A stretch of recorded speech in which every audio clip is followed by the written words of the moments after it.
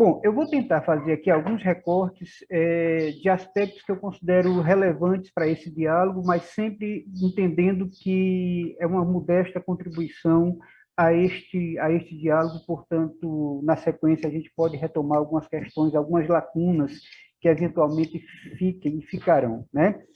Primeiro, Paulo Freire, para muito além da dimensão de um método de ensino, embora a experiência de Angicos seja uma experiência singular e tenha marcado o fazer pedagógico, principalmente na educação popular no Brasil e fora do Brasil, e aí na educação acadêmica também, mas eu queria trazer um olhar sobre Paulo Freire para muito além, portanto, do método de ensino. Eu queria ter uma entrevista que Paulo deu ao jornalista brasileiro Ednei Silvestre, em 97, já próximo da sua morte, em que o repórter pergunta para ele como é que ele gostaria de ser lembrado. E Paulo vai dizer que gostaria de ser lembrado como alguém que amou profundamente o mundo, as pessoas, e ele vai mais além, os bichos, as árvores, as águas. Então, Paulo já trazia ali, em 97, algo que se coloca muito fortemente, muito urgentemente hoje, que é essa necessidade, essa premência do nosso reencontro com a nossa ancestralidade, com a reconexão à grande teia da vida, da qual nos apartamos pela arrogância antropocêntrica. Então, Paulo era alguém que conseguia perceber, evidentemente que sem uma discussão mais aprofundada disso, porque naquele momento isso não era uma pauta tão presente, mas Paulo já nos antecipava a premência, a urgência desta reconexão à grande teia da vida, de nos entendermos como parte de uma grande teia. Paulo foi um sujeito que teve uma capacidade singular de se indignar sem perder a amorosidade. Eu tive o privilégio de um único contato presencial com Paulo no Instituto Cajamar, quando eu estava no Movimento Sem Terra. E vê-lo falar por mais de uma hora, por quase 2 horas, ao mesmo tempo, de forma tão incisiva na sua crítica à perversidade deste modelo de sociedade em que a gente vive, mas sem se afastar de uma perspectiva amorosa, acolhedora, cuidadosa, é algo que acho que nunca foi tão necessário. Então, Paulo nos deixa também este legado. Eu estou fazendo aqui recortes muito breves, tá, Ricardo? Foi um sujeito do diálogo e da escuta. Paulo foi essencialmente um sujeito do encontro.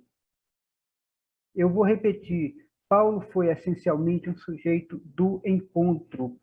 Ele viveu muito intensamente uma outra perspectiva epistemológica. Quando Paulo diz que não há saber mais nem saber menos, há saberes diferentes, ele está trazendo na sua radicalidade uma perspectiva epistemológica que reconhece no trabalhador, no camponês, no não letrado, os seus saberes, os seus fazeres.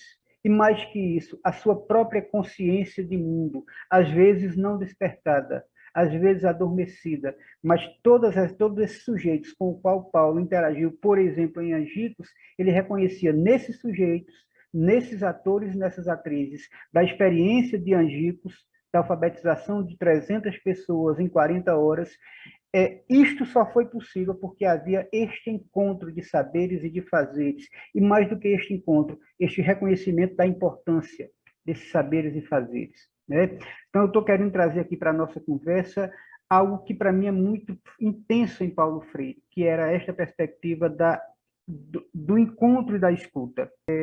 Paulo foi um pensador e um pensador muito ativo, com a capacidade formidável de sistematizar seu pensamento, mas ele foi também um militante muito forte, né? Paulo tinha muito presente a praxis como algo a lhe guiar.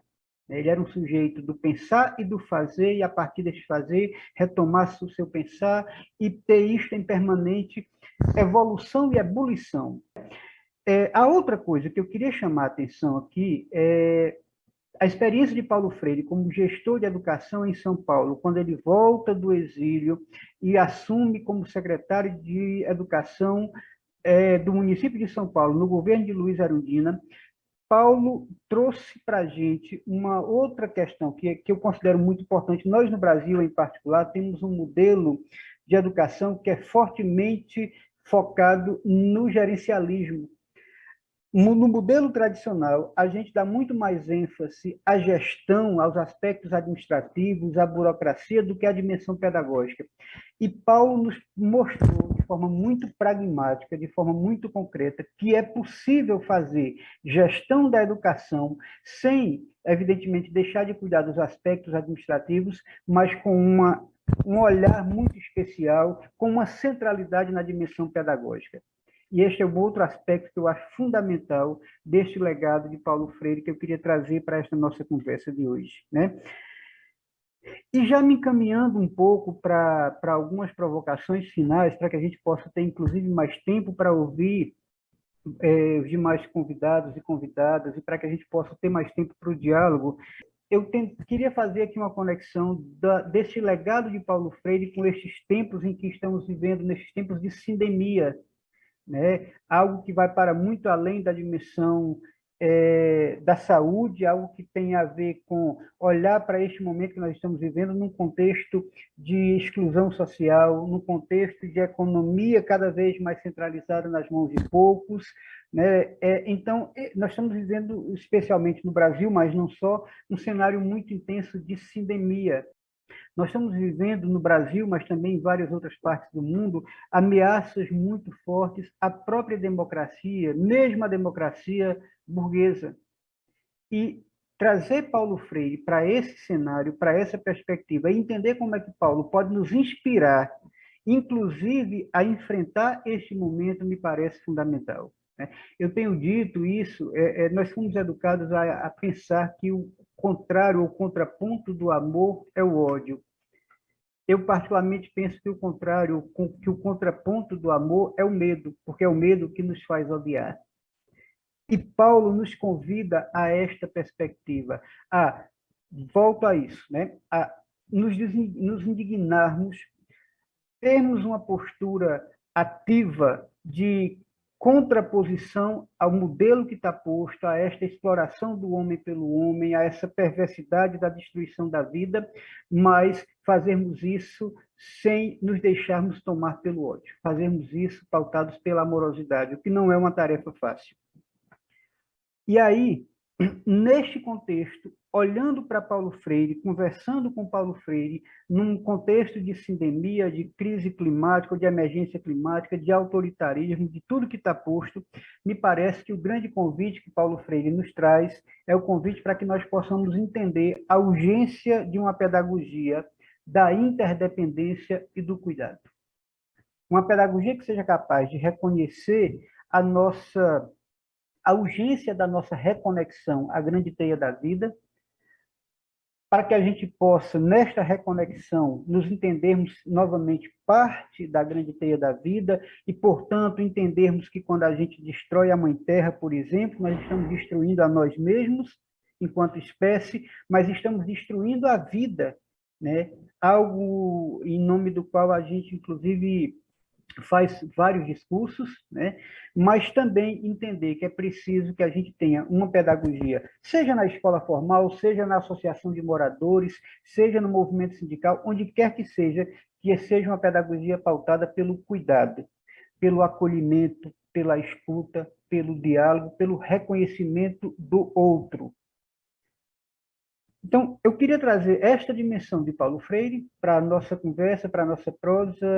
Agradeço aqui, Ricardo, mais uma vez pela escuta e acho que a gente volta a conversar um pouco mais na frente. A ideia foi trazer pinceladas rápidas para provocar. Quando a gente realiza a Semana Freiriana do Cariri, só para finalizar, quando a gente faz a Semana Freiriana do Cariri, aqui Ricardo fez referência e fazemos isso desde 2011, já fizemos esse ano a 7ª edição, a primeira virtual, a primeira...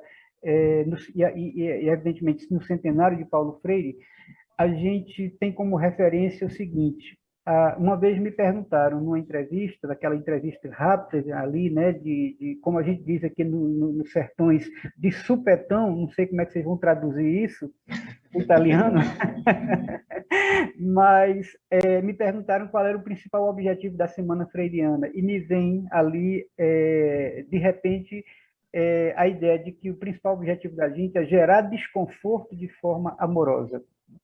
É isso que fazemos desde 2011. Era isso que Paulo nos fazia, gerar desconforto de forma amorosa, e continua nos fazendo. Volto a Ricardo quando ele traz para a gente essa perspectiva da palavra, e aí eu queria trazer a palavra para além dos códigos, para além das letras, para além da fonética convencional. Porque o que nós, particularmente aqui no Nordeste, mas não só, o contestado no Sul, os movimentos libertários na Itália, em várias outras partes do mundo, os oprimidos, os marginalizados, os invisibilizados da sociedade de consumo, sempre perceberam, sempre foram capazes de perceber é o seguinte: quando o direito à palavra, quando o direito à fala nos é roubado, a gente se expressa, a gente resiste, a gente se faz presente pelos nossos corpos. Então, não nos impedirão de falar nunca, ainda que não pela palavra convencional. Falaremos pelo que nós temos, inclusive pelos nossos corpos. O Rubem Alves traz para a gente, num texto formidável publicado na Folha de São Paulo, lá atrás, no artigo dele, numa coluna, ele fala que há escolas que são gaiolas e há escolas que são asas. E a minha utopia, uma das minhas utopias, é que todas as escolas possam ser asas. E aí eu recomendo a leitura do texto do Rubem Alves. Da mesma forma que eu penso que cada escola, e aí eu estou conversando aqui muito estreitamente com o Roberto, e eu escuto o Roberto, eu me lembro da Escola da Ponte, lá em Portugal, do querido Zé Pacheco, e de tantos outros e outras e outros. Mas, enfim, uma das utopias, outra utopia que me pauta é a perspectiva de que cada escola possa ser e deva ser uma comunidade cuidadora. Mas eu queria aqui agradecer esta possibilidade, faço isso nomeando aqui Roberto, Máximo, Amico, Júlia, Ricardo, Vera Dantas e Paula Érica, mas, enfim, todo mundo que contribuiu para que esse encontro acontecesse, e me despeço trazendo o poeta Braulio Bessa para a roda, quando Braulio resolve falar de uma experiência que ele conheceu lá em Fortaleza, no projeto Quatro Varas. Ele diz: um homem sábio, já velho, com um olhar vago e distante, convocou seus 4 filhos e falou por um instante: lá no fundo do quintal tem 4 varas de pau. Por favor, vão lá buscar. E mesmo sem entender o que o pai mandou fazer, responderam: é para já. 4 homens para o mundo, para o pai 4 crianças, recebendo uma lição daquela voz fraca e mansa. 4 filhos, 4 varas, frente a frente, cara a cara, e o velho pai ordenou que cada um quebre a sua. Depois jogaram na rua pedaços do que sobrou. Vão buscar mais 4 varas, disse o velho paciente, e falou: porém, agora vamos fazer diferente. Juntou as varas na mão, amarrou com um cordão e disse: podem quebrar. Botaram força, gemeram, mas ligeiro entenderam que não ia adiantar. E o velho disse: meus filhos, essa é a minha herança. Não são carros importados, nem dinheiro na poupança, lhes deixo uma lição. Trabalhar com união é nosso melhor transporte. Sigam a vida unidos, jamais serão vencidos, pois juntos somos mais fortes.